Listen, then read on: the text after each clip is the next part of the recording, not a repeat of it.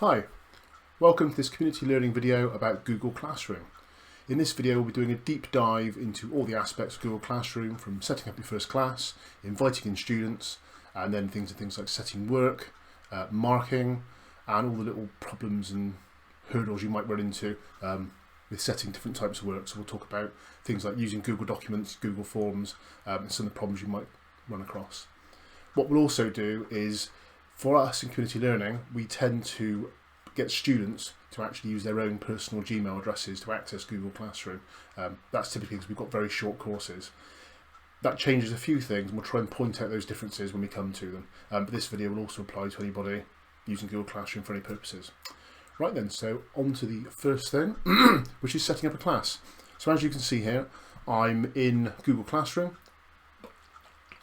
classroom.google.com.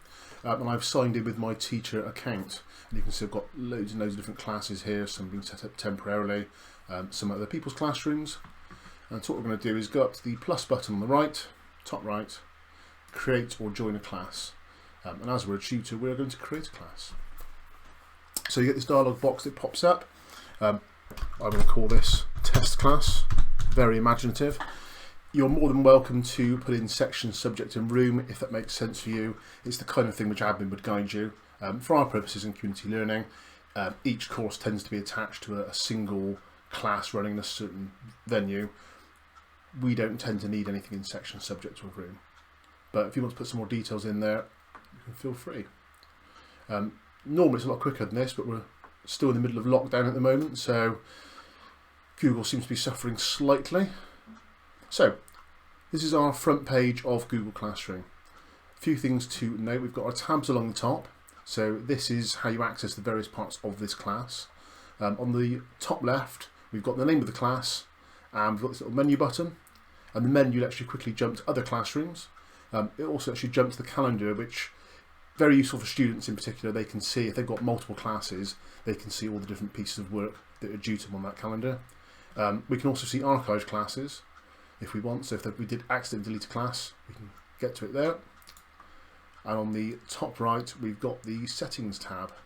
So I think we'll just look at settings now actually, because it's quite important. So again, you've got the option now to change those settings that you picked when you first started the class. Underneath, under general, we've got the class code. So the class code is how students access your class. Unless you invite them in directly via email, you can give them out this little text code and they can type it in, which we'll talk about more later. The useful thing to remember here is, if this is how your students access the class, maybe you print it out, put it on the wall. You've got the option to display. You can do from the front page anyway, so it's not you'll do that. You can copy it onto clipboard, but the most useful thing here is you can reset it, which changes the code. So perhaps you've got a class that's running every year and you want to kick everybody off, remove all the students and start again. You can just change the code. Or if you don't want to use the code at all, you can disable it. And that just turns off the code on the front page. People can only access the classroom if they've been directly invited. Stream. So this is the other thing people tend to change quite a bit. This allows you to change who can write things on the front page. So by default, students can actually post YouTube videos, links to things they found, and they can comment on other people's stories as well as yours. Most tutors are happy keeping that, but you may find that for the type of class you've got, the type of learners you've got, you want to restrict that. And so you can make it so they can only comment on things, or only you as the tutor can post or comment. Nothing particularly revelatory down here. It's worth mentioning, Google's added this functionality as of mid-April to generate Meet links. So Meet is Google's video chat system, similar to Zoom and Skype. So we can hit a button to generate a Meet link, which creates like a permanent video chat for this class. Now this is when we diverge slightly from normal. If you're using student Gmail addresses, so if you're not setting the email up for them, you're just saying please sign up for a Google account, and we'll talk about that a little bit later, they won't be able to see that Meet link, and even if they can see it, they won't be able to join it. So we can turn it on and show what it looks like, but unfortunately, unless you're running a longer course where you're setting up students' email addresses in advance, they won't be able to see that, which is very annoying. Hopefully Google might change it. There's also some stuff at the bottom about grade calculations, so Google can keep track of the scores you give students over the length of your course, but we won't talk much about that now. It's fairly self-explanatory, and for our purposes it's not something we use very often. So we'll hit save in the top right, go back to the front page. So moving on to the central bit, we've got the name of the class, we have the class code, so that was what I mentioned before. So this is the code which students can input to join your class, which we'll go over in a moment. And from here you've got a little button to display it, or even bigger. It's huge. Right around there. Massive on the screen. So this is more of use if you're in a physical classroom. You put this up on the board, display it on a big TV or projector, and everyone could type it in at the same time. For us, it's probably something you'd email to them, or you would just email out the invitation, which we'll talk about in a moment. There's this Meet link, which would open up the video chat. Sadly, that won't be there for most of your students, as I said before. So that's that bit done. We've got select theme over here, so we can change the look of the class.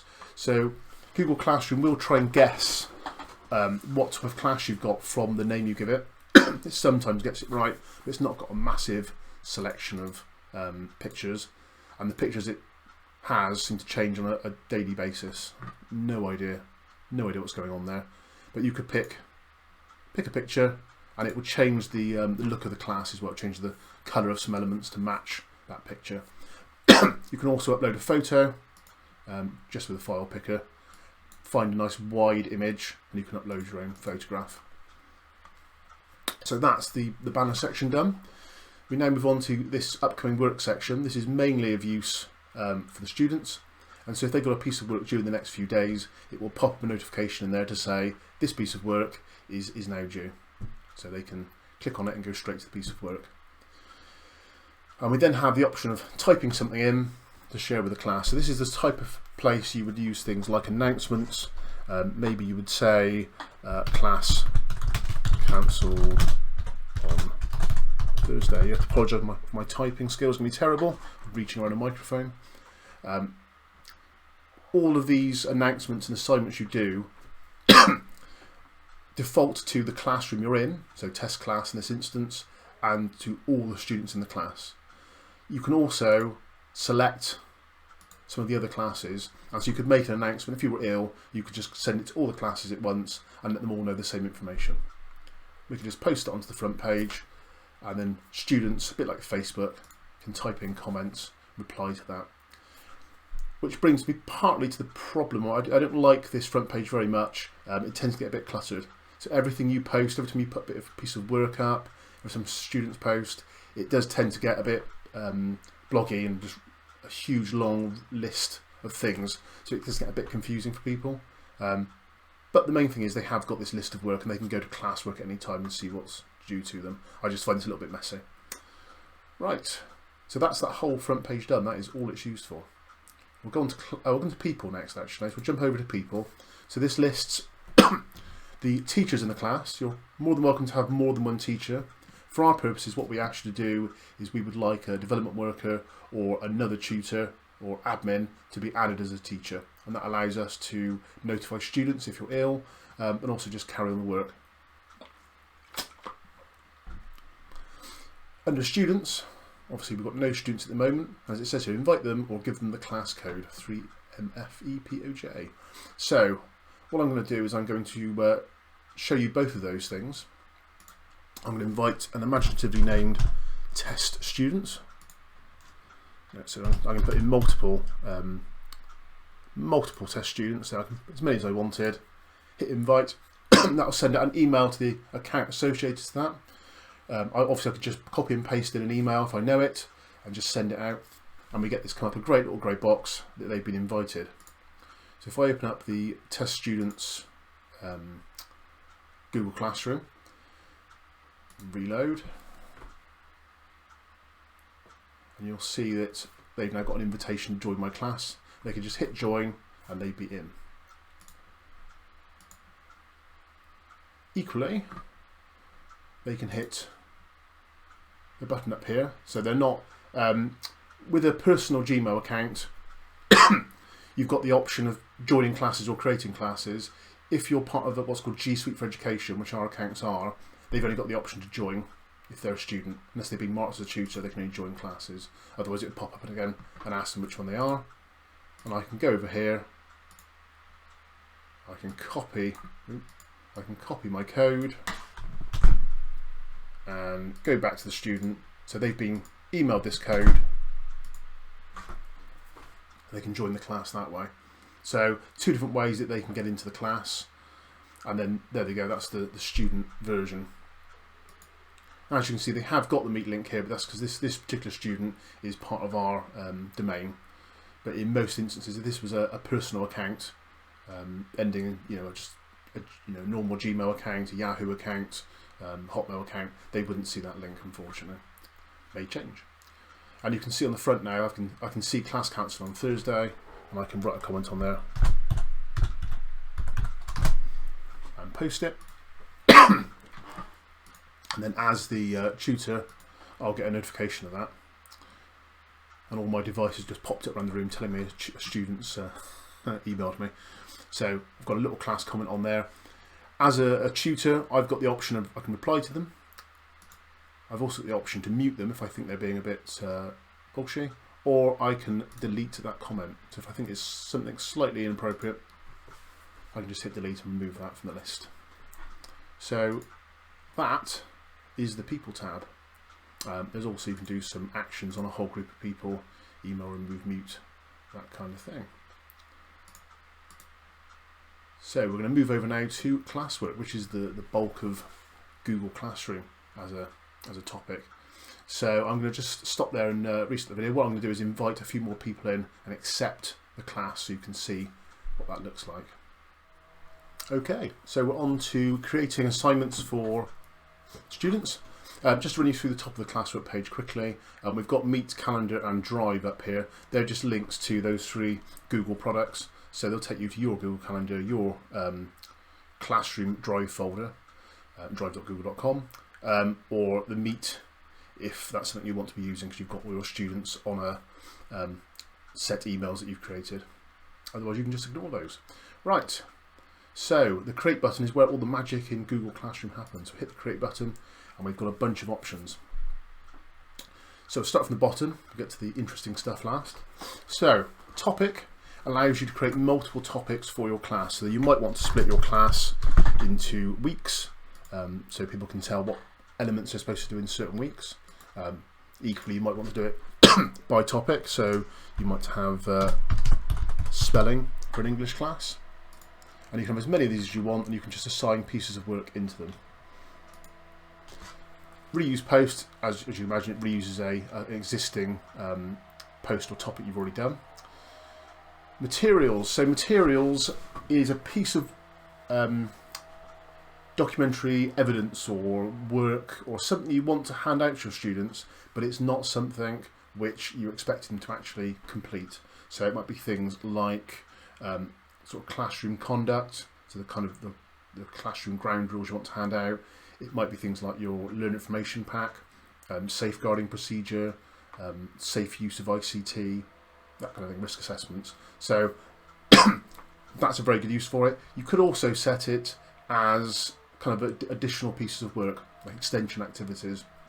So call it extension activities, and maybe you could give them 10 different websites linked to that piece of material that they could use if they finished all the other pieces of work that you've set. This is quite handy, but it's not the way you deliver work to people. Question, I'll just show you question. So all of them come up looking a little bit like this. And so the question is either a short answer from the students or a multiple choice. And so it could be something like, what time shall we meet? And we could put it 9 AM, 10 AM, 11, whatever. And this basically is just sending out a little single question for your students. Now this could be something that you use as a proper question to check their understanding of something. So you could add a document for them to read, and then get them to answer a quick question on it. So you could use it as that, but it is just a single question. So how much use that is for you, I wouldn't have thought terribly great. The utility of this is asking them a particular question about the class, just to keep them on board really. So it's not really a way of doing a large sort of summative assessment. All the usual options to send it out to all your classes. So you can grade the question, but it's a single question, so it's probably not much use. So I've just selected ungraded there. You can give it a due date, you can put it into a topic, but mostly you're just asking a single question and just putting it straight out onto the front page. So it just comes up here at the top. And if I show you the student view, you'll see what that looks like. So they've got a question on the front page, and they have got an answer at the top, and so they can just hit 10 AM and submit the answer. And it also gives them, unless you turn it off, they can see how many other people answered the same way once they've answered it. So it's nice, but it's not a major function. So back to the create menu again. We've only got two left, quiz assignment and assignment. They're both exactly the same. The only difference is when you hit quiz assignment, it automatically creates a Google form to go with it. We'll talk more about Google Forms a bit later. They are great. Many things they're very good at. They are one of the areas which has the most problems if you're letting students use their own personal Google accounts. There's lots of ways in which they break when you do that. So we'll talk about those separately. So we're on to assignments, which is the big part of Google Classroom. So it looks exactly the same as the question, pretty much. So what we're doing is we're giving our students the title of a piece of work. So maybe English test. So you're just explaining what the thing is, partly for your benefit as well. Then you give them some instructions. The instructions are what you expect them to do once they've received this piece of work. The more you can put in here, the better, in terms of making sure that you don't get lots of questions asked afterwards. So it might be watch this video and comment on what you thought. So a nice simple thing for students to do. All we would need to do here is add in the video. So we've got our title instructions. We're going to send it out to this class, all students. Maybe we grade this one, so we're going to grade them on the quality of the comment we receive. So it's still a graded piece of work, even though they're not returning anything to us. We can make it due tomorrow. No, not tomorrow. Oh, Friday. So I'm confused what day it is there. And we're going to make them return it 11:59. Yeah, okay. We're going to make it a spelling test. And you've got something down here as well. You can actually, instead of rubric, you can also check for plagiarisation with the originality reports. It's not something I'm going to get into because it's probably a bit advanced for the way we use this. So then we've got over here add and create. So create allows you to create a new document, which we'll do for our next example. For the moment, we're going to use add. So add allows you to add things directly from Google Drive. So if you've got things saved in your personal Google Drive section, it allows you just to find them quite quickly and easily. We can add a link. So maybe we've got something on BBC Bite Size that we think is absolutely fantastic for our students. Should have picked English really, shouldn't I? I could just pick something on there, as long as I can find it on the website. I might think, watch this video, this is great. So I would just copy the URL from the website, click link, and paste that link into there, and it would go off, find a little screen grab, and make that part of the thing to do. Maybe I could upload a file, so if I had the video or a Word document or something on my computer, I could hit file, drag the file onto here, off it goes. So I could grab this file here, and it would upload in the background. So I can upload a meeting now. I don't want to share an agenda from a meeting to them. And I can add a YouTube video. So I can just search for what we're doing. We're doing English tests, so let's English spelling. So this is exactly the same as you could find this link and add it as a link. It's just handy to have the YouTube search in here. So basic rules to improve your spelling. That's definitely what I wanted. And I hit add, and there we go. So they've got a 10-minute video to watch. Remove that one. 10-minute video for students to watch. They can put a comment in there. So I'm going to assign that to them. And I can then go in as a, where am I? As a student.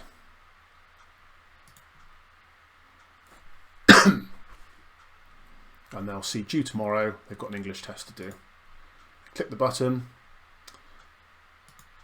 And this is where it's very helpful to be clear with the students what you expect them to do. A lot of the functionality here is going to be expecting them to return pieces of work. So maybe they'll take a photograph of something and upload it. Maybe they'll handwrite something and scan it into you. You could be working on a Word document together. So it's expecting you quite often to upload something. So as long as you want them to comment, make sure it's clear. So you might want to really explain that. Add something in the class comments below. Put in at least a sentence. So all they'd have to do is complete this piece of work is it was great. Yeah, fantastic bit of work. You have to assume that they watched the video as well. So again, if you want them to do this, you'll probably want to make sure that you ask a question that they can only answer from watching the video. As a teacher, I can go in. I can hit either turned in or signed. Yeah, so that's the other thing worth mentioning. It won't tell me that they've done the piece of work because they've not turned it in. So turning it in is handing a piece of work back. You could do that. It depends how strict you want to be. But I can go down here and see the class comments. And I can put down responses. See what you think. I can go in by hitting view assignment or by going to a turned in or assigned. It gives me a list of all my students on the left, all their pieces of work here. Obviously there isn't any actual work involved. And I can give them a score. So I can go, that's pretty rubbish, give you 50%. And that'll save it. And that will put it onto the list. I can also add private comments, which you probably can't see. Just move this around a little bit. There we go. So down the bottom, you see down there, add private comment it says here. So I can put a private comment to that student who's also confusingly got my name. I'll do the same for test student. So I could give them 60% and I could put in a private comment directly to them. So that's very nice. Just a simple way of sending out a very basic piece of work. So what we're going to look at now is creating something a little bit more involved. So this is where we're going to get them to actually do something practical. So it's worth mentioning, I'm going to put complete individual learning plan. So please complete all sections. So this time, I should make mention as well, if you want to do topics, you can create a topic from here as well. So I can just type in the name of a topic I want. Put due date as well. Tomorrow. So I can add a piece of work as before. So there's nothing to stop me here. OCD, right. I can add in a file, like a Word document. Add it in from Google Drive. Should be recent. So this is a Word document. So you can see inside Google Drive, it's the little icons denote what the type of file is. So the blue with little white lines across is a Google document. The little white W is a Microsoft Word document. So there's nothing stopping me taking a Word document and sending it out to students. And I'll explain in a moment why I probably think it's better generally if you don't, and you can convert it to a Google Doc first of all. So by default, any document you share with people, the option that pops up is students can view file. So what that means is sharing something where they're going to be reading it but doing nothing to it. So if you wanted them to read through a worksheet and then they were going to do something with that worksheet, so maybe you said to them, read this worksheet about things in the garden, and then go outside and five things in the garden beginning with T or something for an English test, and take photographs of them. You would let them read that file, but then they'd be completing the work by taking photographs and uploading them to you. Generally, we don't want that. We can have students editing the file, which works pretty well, especially for Google Documents. You can have, I think, 255 people editing the same document at the same time. So you can do some nifty collaborative working things with that. Again, probably not something we do very often. The one you actually want most of the time is the bottom one, which is make a copy for each student. So what that'll do is that'll create a bunch of shadow copies of this file, and it will drop them into their Google Drives in their classroom section. So they've all got their own personal version to work on. Nothing else to do really there. So they've got this, I want them to complete this document. So I'm going to assign that to them. And if I go to the student section, what do I call that? Complete ILP. It should, anyway, so stream is updated, so the students get a little notification there's something new. And you can see on the upcoming side here, they've got two things to do now as well. So they can either click it here or click here. And just giving them some information about talking to their teacher and how things work. So yeah, it's worth mentioning as well, on the pieces of work, the students can type in class comments, which everyone can see. They can also type in private comments, which go straight to the tutor that nobody else can see.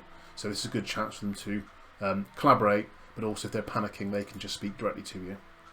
You'll get either an email. We can also set it up to get notifications through the app. Very handy to have the Classroom app on iPad or on your phone. And now you can see on this one, we've actually got the document they're supposed to be working on is up here. They've still got the option to add or create their own document, but they've got this Word document up here. If they click it, it opens up, but here is the slight problem with a Word document. It doesn't give them the option of opening that document. This is just a view, so they can see the document, but they can do nothing to it. For them to actually edit this document live, they can either do one of two things. They can download the document, which means they can edit it if they've got Microsoft Word and re-upload it. That's not a great experience, particularly for a lot of learners. They're on mobile phones, they're on iPads, they might not own Microsoft Office, so that's not great. Luckily, Google does allow you to edit these live online, but to do that, you've got to go up to these More Option button in the corner and open a new window. I have no idea why that's the case. This then gives them the option to download the document, but it also gives them this lovely option at the top, open with Google Docs. And what that does then is it kind of does a live conversion into Google Documents. So as it opens it, it converts it, and it'll convert it back into a Word document when they've finished. It's going to crash now, isn't it? No, it's working. Okay. For some reason, this is all really big. There we go. So what they've got here is, it tells them at the top it's a docx version, so it's not a Google document, but they can now type in, they can put their name in. My name is test student. And they can complete the form. One thing worth noting here, actually, while on the subject of Google Documents, if you put little checkboxes into Google Docs, you can click on a checkbox, right-click, and that gives you the option of putting in a tick, which is really nice. So they can do this. I should have the option to turn it back in, but it doesn't seem to have appeared. So it's fine. It does work. What you'll see as well as the tutor, go back to the tutor version. So I can see it's assigned to 2 people. I can click on that there. I can now see, as the tutor, I can see that both my students have been assigned the work, and I can actually see that little copy of the work. Without them even handing it in, I can click on that document and I can load it up and have a look at it. I can see what they've been up to. And you can see that it's not copied all the way across. It just doesn't work as well with Word. It does work, but it just does seem a little bit sketchy. I don't know why it's only picked up a couple of the things I've typed, not all of them. It does normally work. Yeah, I would just say that it's not the best experience. So what we're going to do is look at how this works if we assign them the Google version of the same document. So all we've done is taken that exactly the same document, uploaded it to Google Drive, and then I've told Google Drive to turn it into a Google Doc. I'll show you how to do that if I'm in the students one. So if I'm looking at a Word document in Google Drive, so I've got this docx thing up here, I've got the option of going to File and Save as Google Docs. So if I've done that as the tutor, which here's what I did earlier, I can go Add, Google Drive, and there's a Google version already ready to go. Still got the same options. Students can view, make a copy for each student. LP complete. Getting very lazy as a tutor here, so I can assign this to them instead.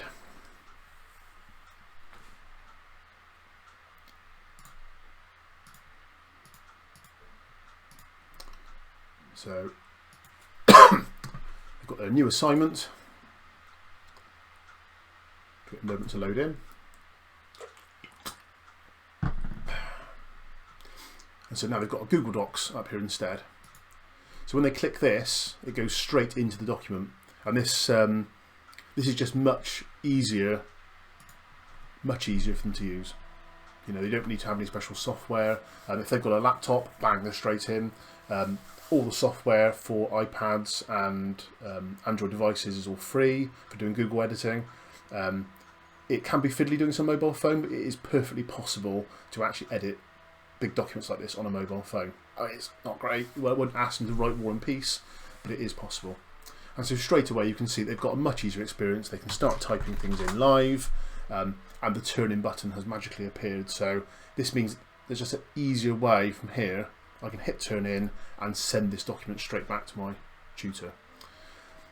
And now, as a tutor, if I go to this assignment, so view assignment, test student. So this is the tutor's view of that piece of work. Perfectly live now. I can see exactly what they are. I can even see where their cursor is. So test student is typing right there.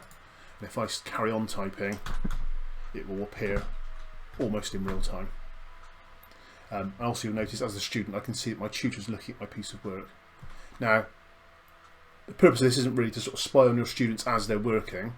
The idea is that, say a student completes a piece of work and then gets cold feet and isn't sure, and they're very nervous what they've done, it allows you to go in, look at it and say, actually this is quite good, and then you can message them directly and say, I've seen the piece of work you've nearly done, just return it to me, it's fine, you've done a good job, we just need to work on this thing. So we'll presume actually that that piece of work is finished. I'll just show you the turning in process. So we'll presume that we're happy with all this work we've done, and as a student we hit turn in, and that will bring up a dialog box which says one attachment will be submitted for new ILP. Are you happy with it? So you say yes, turn it in, and that hands the work back into the tutor and notifies them you've completed the work. What you'll see here sometimes happens live. It might not be in the mood today. It should pop straight across from one to there. No, it's not going to do it for me.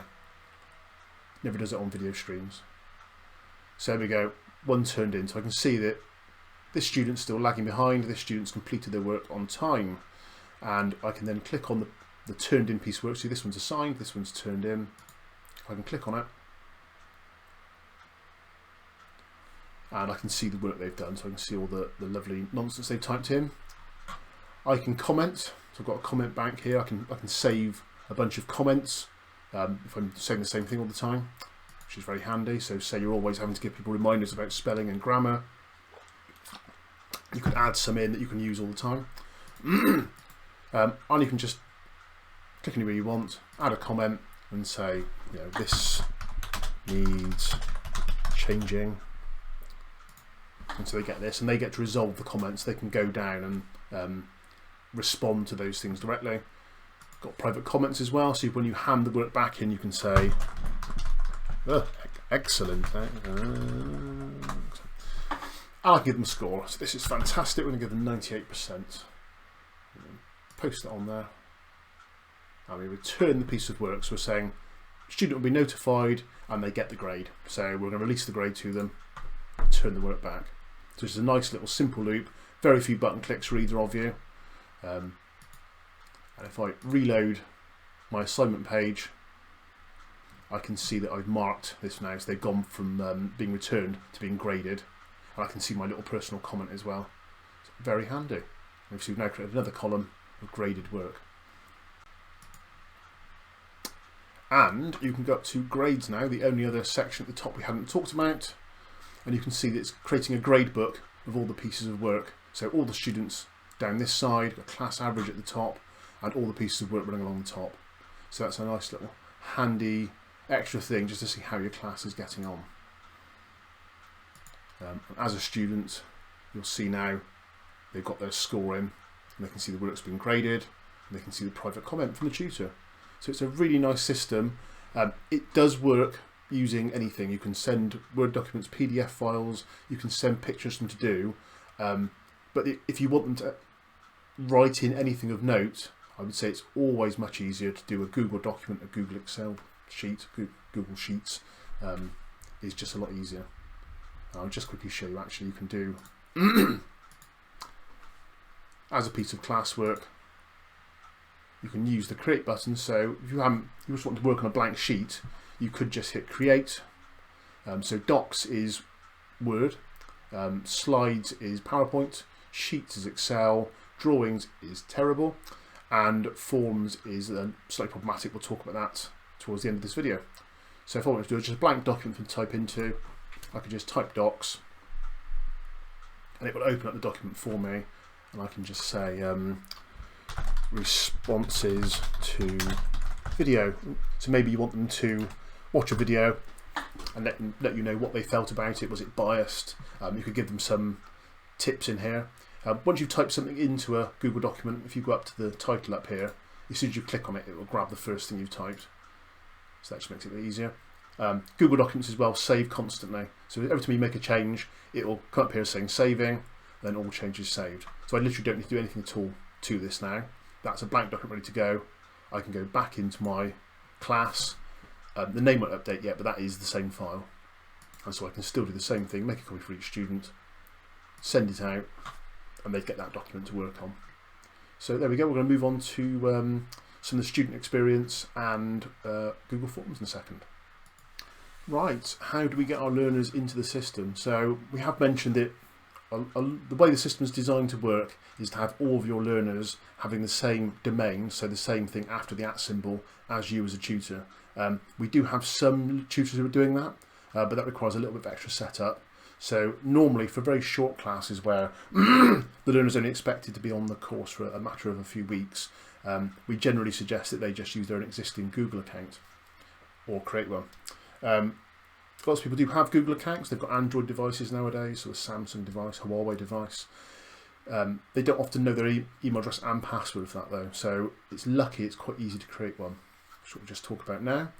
So they can load up a web browser, the fantastic Microsoft Edge, and go to classroom.google.com. We'll just search for Google Classroom, click on the link.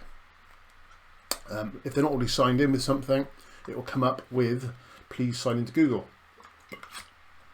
From here, it's a simple matter of going down to the create account button for myself, and then they get to create an account. The best bit about this is they get to the option of using their current email address.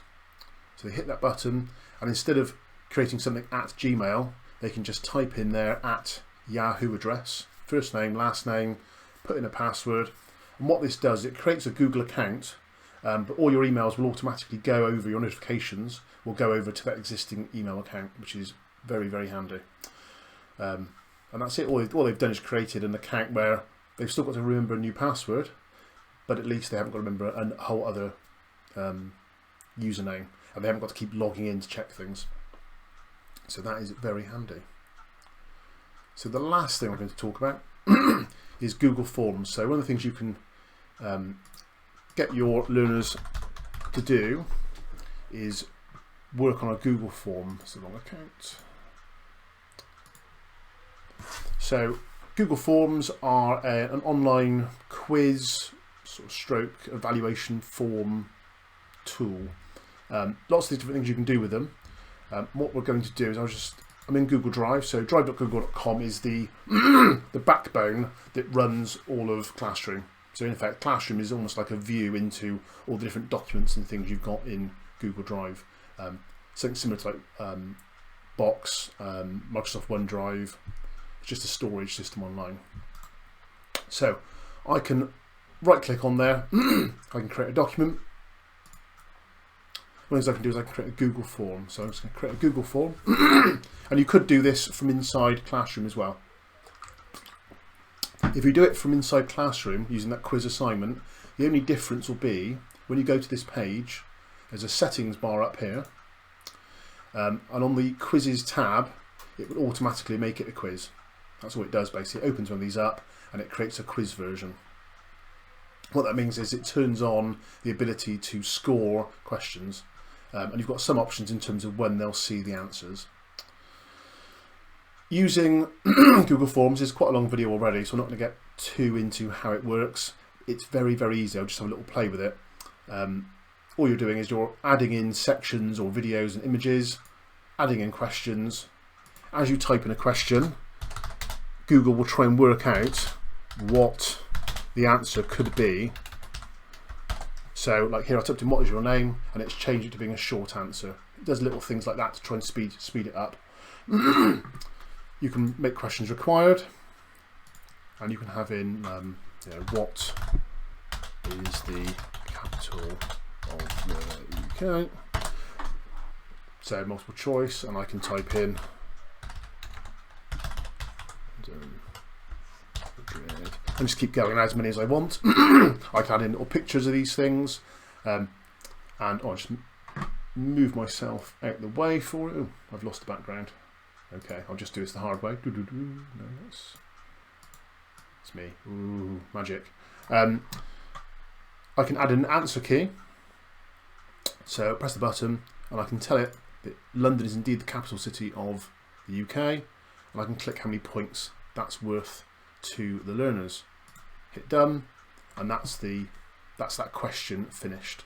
Now, the great thing and the bad thing about Google Forms, if you are using it with everyone having their email addresses provided by us, then that means that you can collect their email addresses, and there's a button on when you go quiz assignment in Google Classroom, there's a button which says import grades automatically, and that means it will actually pull all the results from that quiz straight back in, mark it for you. Fantastic. If they don't, if they're using their own Google account, they won't be able to access it. So for our purposes, normally we have to go in and make sure both of those are turned off, otherwise they won't be able to actually access the quiz. And what you need to do then is actually put in who are you, or what is your email address, so you at least know who's completed that question. But very, very useful tool. Nice to have a few of these handy, so you can just drop them into a class, you know, reuse them again and again. So that's our quick run through of Google Classroom. Thank you very much.